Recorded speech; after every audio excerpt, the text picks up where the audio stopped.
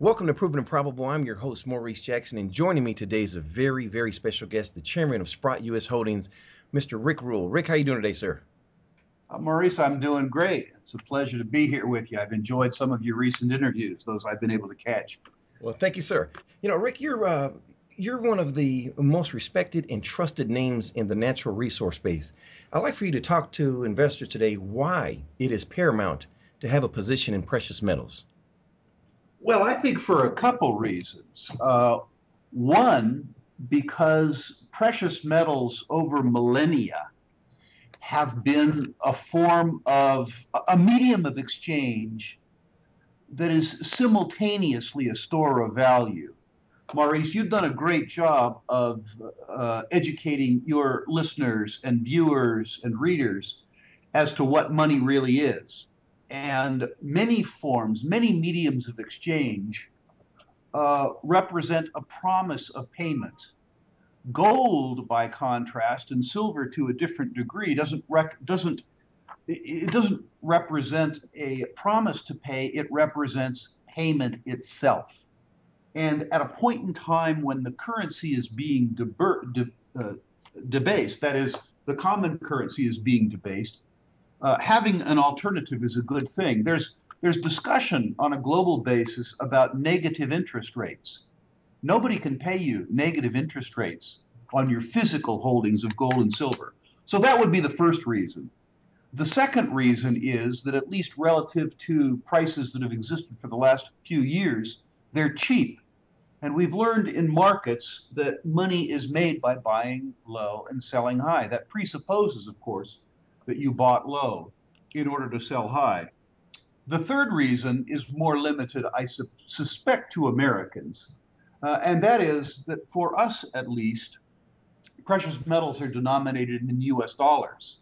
It's worth noting that people who hold precious metals denominated in other currencies have been seeing rising precious metals prices for the last 18 months. But I think it's fair to note that the most important determinant of gold prices, at least in the US dollar, has been the interplay between gold and the US treasuries. And the US treasuries have been in a bull market for 30 years. 30 years ago, the interest rate on the bellwether treasury, the US 10-year treasury, which is sort of that which others are judged against. 30 years ago, the 10-year treasury yielded about 15%. Now it yields 1.62%. The reason that I bring this up is not to give you a history lesson, but rather to say, with the interest rate declining from 15% to 1.62%, one thinks about how much lower it can go relative to where it's been, and one understands that a 30-year bull market in the Treasury is much closer to ending than beginning, which is a different way of saying that the competition offered up to precious metals by U.S. treasuries is much less impactful going forward than it has been in the past. Sorry for that long-winded answer. No. In opening. Well, Rick, you said something that caught my attention there. You mentioned a bull market. At the present, we're in a bear cycle during a secular bull market for precious metals. For the listeners, can you please share the significance between a bull market versus a secular bull market? Well, I think what you say is accurate there, too. I think that gold has been in a bull market, really, since the rollover in treasuries that we experienced in 2001. And I think you make a very good point. Some of your listeners will recall that in 2001, gold was priced at $260 an ounce. It reached a high of $1,900 and then fell to $1,100 before recovering to its current $1,200 and change. There are those who will say that the decline from 1900 to 1100 violated the bull market. But people who have a sense of history will remember that in the great bull market of the 1970s, when the gold price advanced from $35 an ounce to $850 an ounce, in the middle of that gold bull market in 1975, the gold price retreated from about $200 an ounce to $100 an ounce. That is a 50% retrenchment. And it wasn't the violation of a bull market. It was a bull market hiatus, a bull market retrenchment. And I think the point that you made is excellent there. I think that we are still in a gold bull market. We are in a rather vicious correction in a gold bull market, a correction which I suspect but do not know is over. And I know I'm very familiar, Rick, that you don't want to answer a question of where's the price of gold or silver going. But if past is prologue, what should investors anticipate will occur to the valuation of precious metals? Well, I suspect, because I suspect that the U.S. 10-year Treasury will decline in price, that the gold price, and I can't give you a number, but I think it will do better, and I think it will do substantially better. Last year, I had the opportunity at the New Orleans Investment Conference to both listen to a public interview and then conduct a private interview with Alan Greenspan, Ms. Yellen's predecessor. Mhm. And I asked him the same question. I said, it would appear to me that gold trades inverse to U.S. Treasuries. What might I suspect, given that being the truth for the next 5 years? And Mr. Greenspan's answer was, oh, higher, probably substantially higher. And I said, what should I expect on the yield of the Treasury? He said, higher. That means substantially higher. And I said, and what would that do to the price of Treasuries today? And he said, lower, probably substantially lower.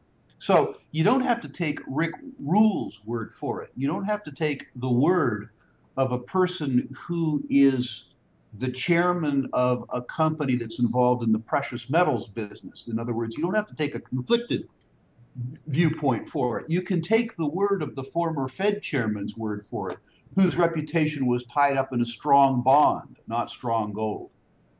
You know, Rick, based on your response, it seems fairly transparent what action investors should take, which is to own bullion. But that isn't always the case. I have a twofold question here for you. Why do you own bullion? And describe for us the type of investors that deploy capital to precious metals, specifically during a bear cycle in a secular bull market. Well, I have owned bullion in varying amounts for a very long time. And the place that bullion holds in my own portfolio, Maurice, is not for short-term capital gain, but rather for long-term insurance. I actually regard bullion as cash, volatile cash, but good cash, a medium of exchange that's simultaneously a store of value.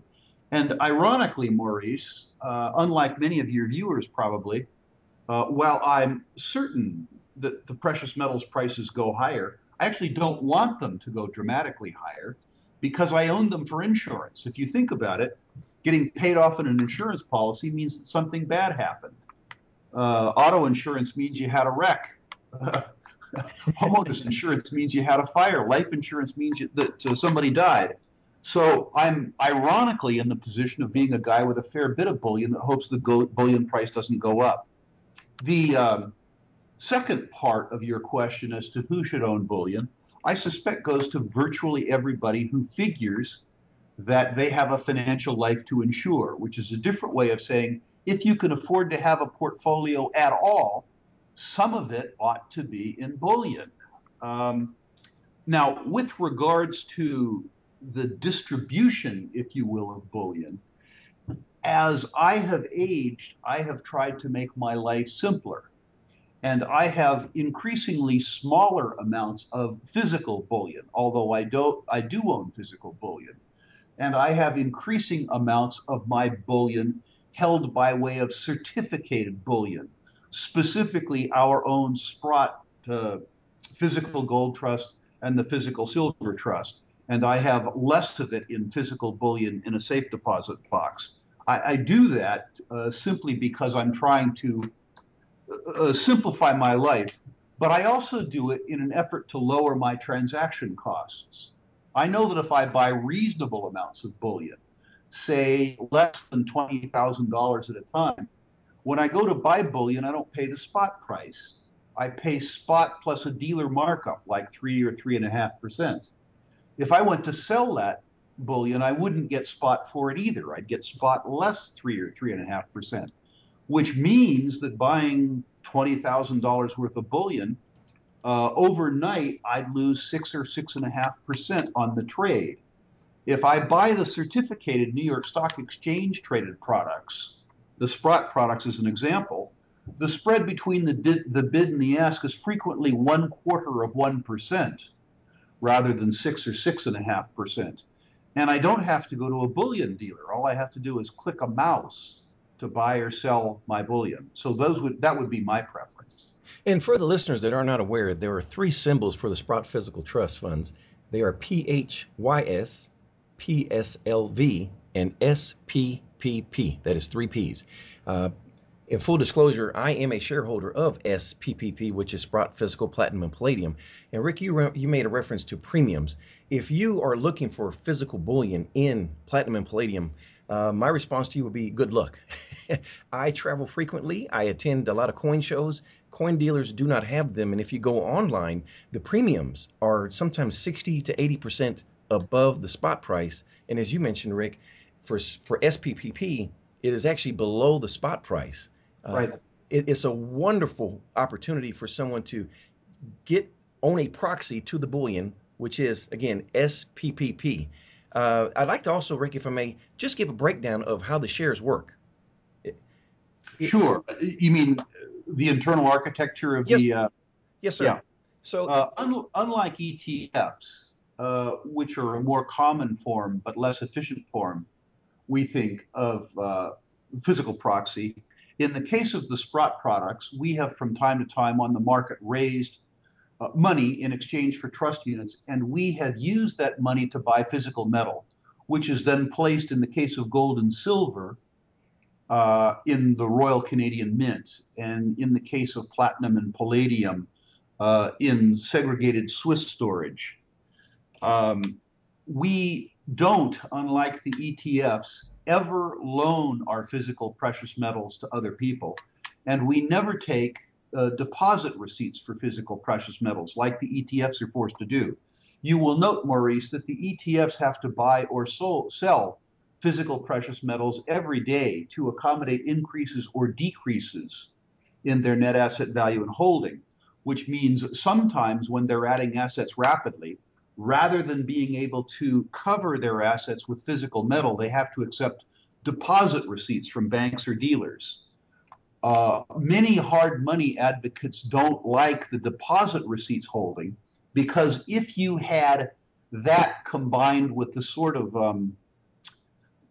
financial liquidity crisis that we had in 2008, it might be that the ETF, rather than being a bullion holder for some portion of its inventory, became the unsecured creditor of a defaulting dealer that had a deposit receipt up. Yes. I've also noticed that the ETFs that you're referring to, they're not redeemable. I think a lot of investors are under the impression that they own gold, but as you pointed out, they actually don't own gold. Whereas with the Sprott Trust, there is ownership and you can actually redeem. And for the redemption on that, we ask that you just contact the Sprott Physical Bullion Trust for more information on that as well. It's an important point you make, Maurice. Unlike the other principal trust on the North American market, the Central Fund of Canada, we are redeemable. That does two things for you. It gives you the ability to redeem for physical precious metals if that's what you really want to do. The other thing it does is it causes the Sprott Trust to very neatly track the price of gold and silver. If we ever sell at a substantial discount, which would make us an inefficient proxy for the metal, of course, arbitrageurs would short the metal, buy the trust, tender for the metal, and use the metal to cover their short position, arbitrage away the discount. The fact that we are redeemable at once makes us a more efficient mechanism for holders and also gives us an efficient market, which tracks the price very closely. So thank you for bringing that up, Maurice. And thank you as well, Rick. And for the listeners, I would like to point out, if you own, for example, SPPP, which is Sprott Physical Platinum and Palladium, if you own 345 shares, you will own 1 ounce of platinum and 2.31 ounces of palladium, just so you're aware. And for the numbers for the PSLV, which is for the silver, and the PHYS, we ask that you please just contact a representative for the Sprott Bullion Trust, and we'll give you that information here shortly. Rick, before we leave, I'd like to ask you one final question here. And that is, do you still provide a free portfolio analysis for prospective investors? We absolutely do, Maurice. At this point in time where people are more and more interested in resource stocks, many people who have resource portfolios have constructed them without sufficient fundamental knowledge of resource businesses.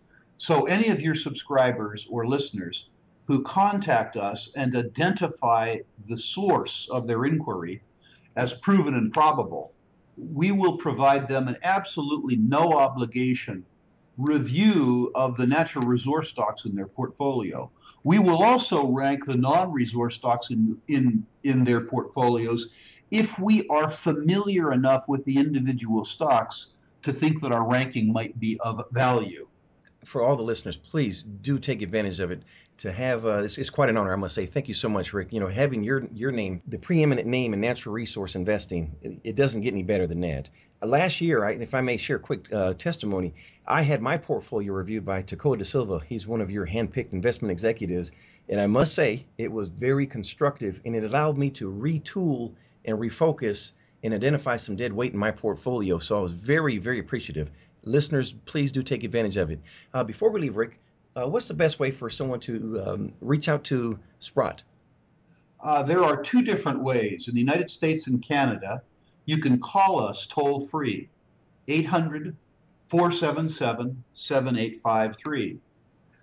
If you don't want to call, or if you live outside the United States and Canada, the best way to reach us is via email. And the best email address is contact, CONTACT, at Sprott Global, SPROTTGLOBAL.com. If you are looking for the portfolio review, please specify that. Put your portfolio in the text, and please reference proven and probable so we can know who we made the promise to.